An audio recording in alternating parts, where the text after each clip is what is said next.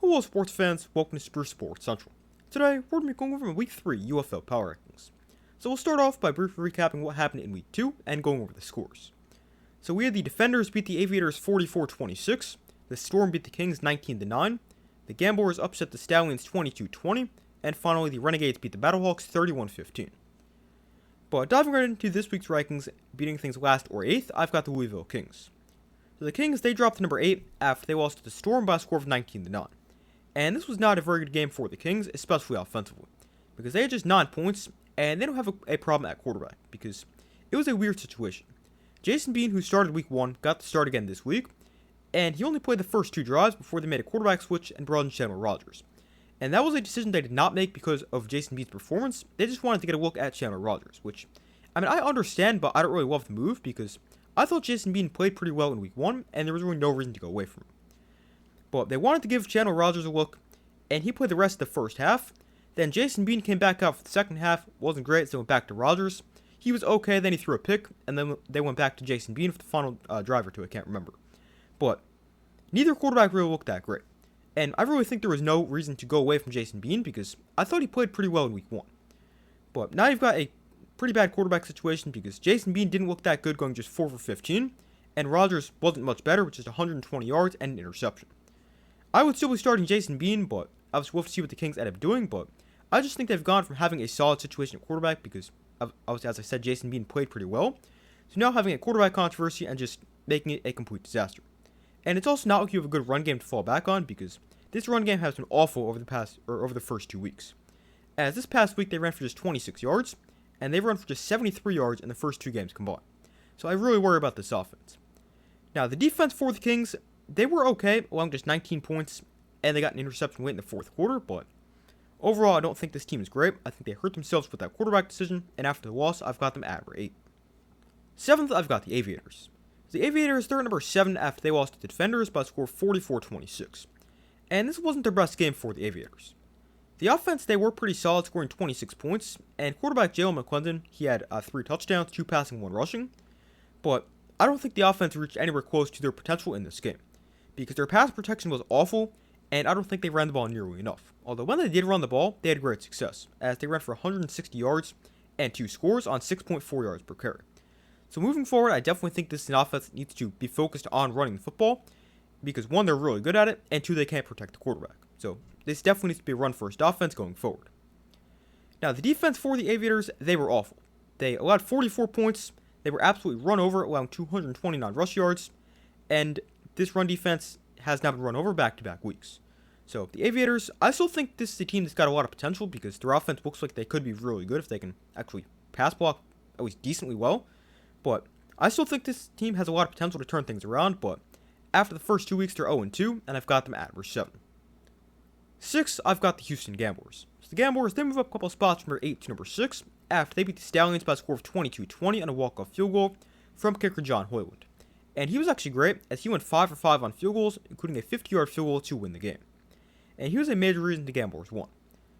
Now, the offense for Houston, they were okay. They started Hunter Deckers at quarterback after he looked pretty good in the second half of last week's game, but he got hurt, and that forced last week's Week 1 starter Nolan Henderson into the game, and he was not good last week, but he was actually pretty good this past week, as he threw for 186 yards and also ran for 23 yards. And then speaking of the run game, the Gamblers, they were great, as Jalen White ran for 82 yards and found the end zone, and as a team, they ran for 173 yards and a touchdown.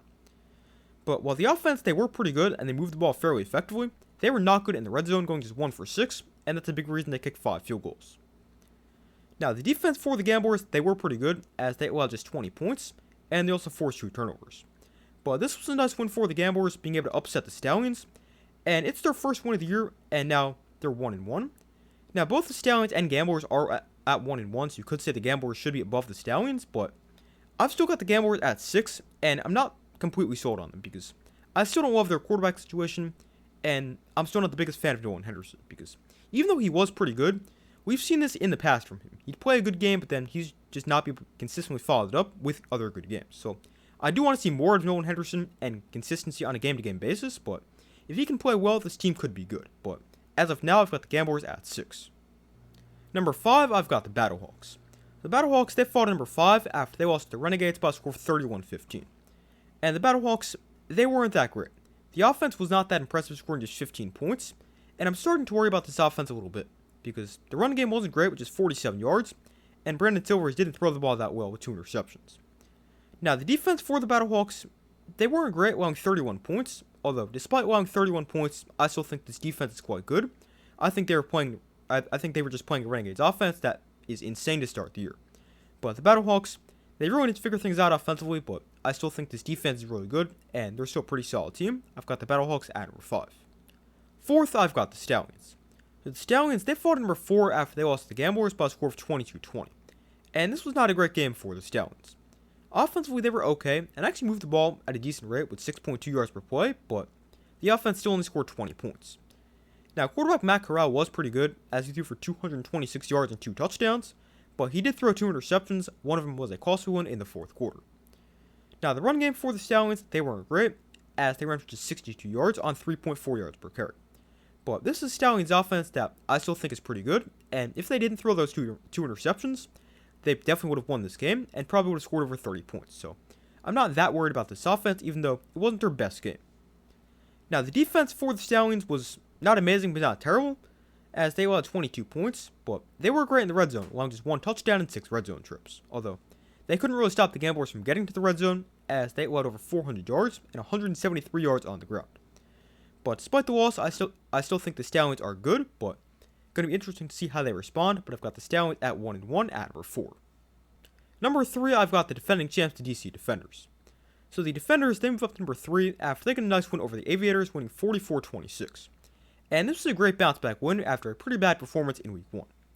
But the offense for the Defenders, they were great, as they scored 44 points, and they were insane on the ground.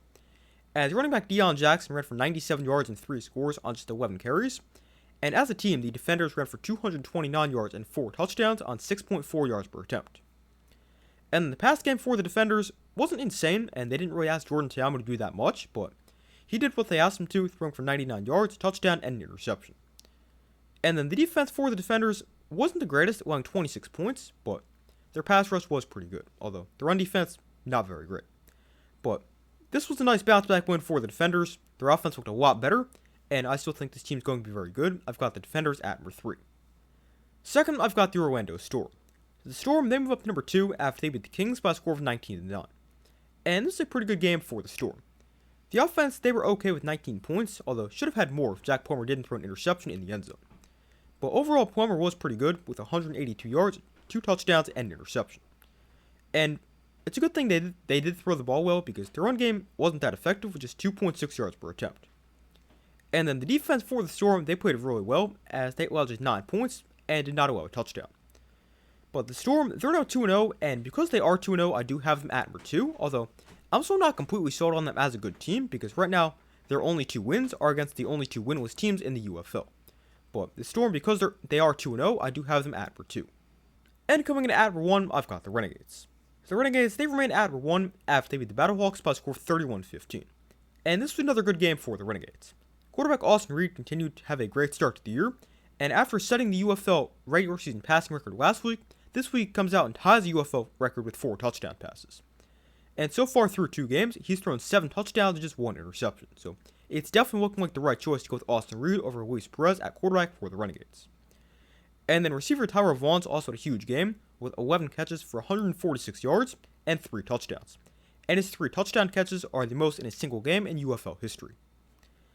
And while the pass game was great once again, they also did a pretty good job on the ground as they ran for 87 yards. And then defense for the Renegades, they had a pretty nice game, allowing just 15 points. But the Renegades, they've gotten off to a great start. They're 2-0. This offense looks like it's going to be nearly impossible to stop. And I've got the Renegades easily at number 1, as they're undoubtedly the best team in the UFL through 2 weeks. But those are my week 3 UFL power rankings. Thank you guys for watching. Be sure to like the video, subscribe, turn notifications. I do my best to post as often as possible, and I will see you in the next video.